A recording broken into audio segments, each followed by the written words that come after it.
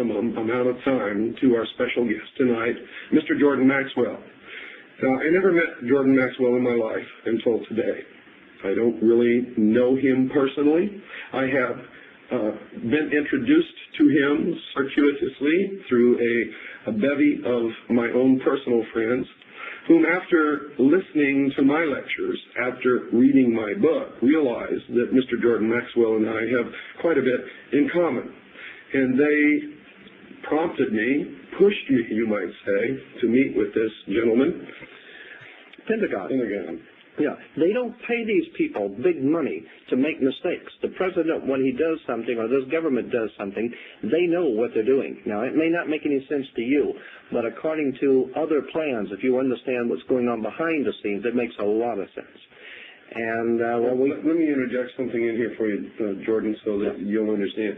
My listening audience has had 22 hours already. Their education is far beyond anybody that you normally talk to. Right.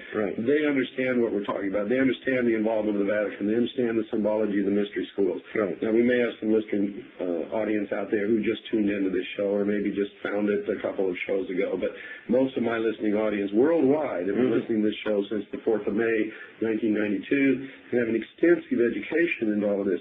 So if you want to cut to the meat of the matter, these people will understand. You don't have to build up to it.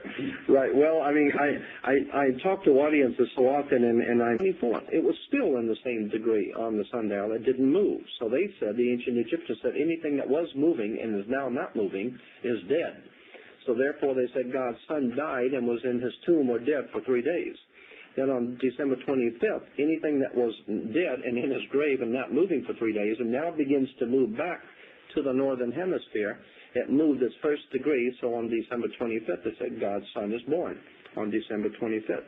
Now, in the real world, let's clarify something for a lot of people who are listening out there. You're not talking anything about Christmas. You're not talking about what Christians traditionally recognize as, I'm getting into the symbol of Christ. You're getting into symbolism of the ancient religion of the sun, which was later perverted in Christianity to reflect this in order to capture the pagan worshipers into the Christian church. Absolutely. So let me challenge you guys to find me any other place where Jordan Maxwell stops himself in the middle of this whole, the sun. So if you listen to this interview, notice that when Bill Cooper says that, and although Maxwell's like, oh, yeah, of course, notice Jordan stops talking about it then. They launch into corporate symbolism or what have you after that, but they don't talk anymore about what the sun really is or what it really means because they're on the opposite sides of the fence there.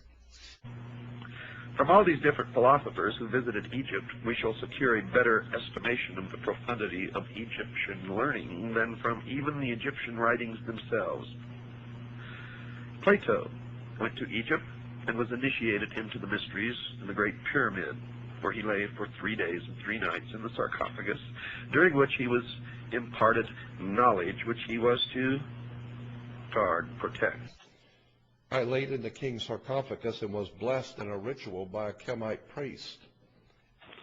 I firmly believe, and I live my life according to this, that I owe my first allegiance to my God and Jesus Christ.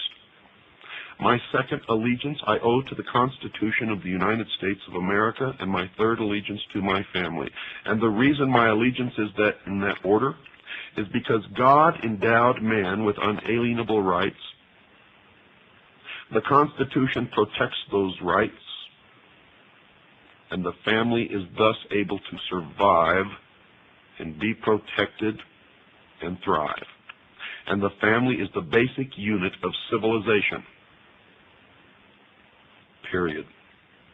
And I further believe that any man or woman without principles that they are ready and willing to die for at any given moment that they are called upon to do it are already dead and are of no use or consequence to anyone, not even themselves.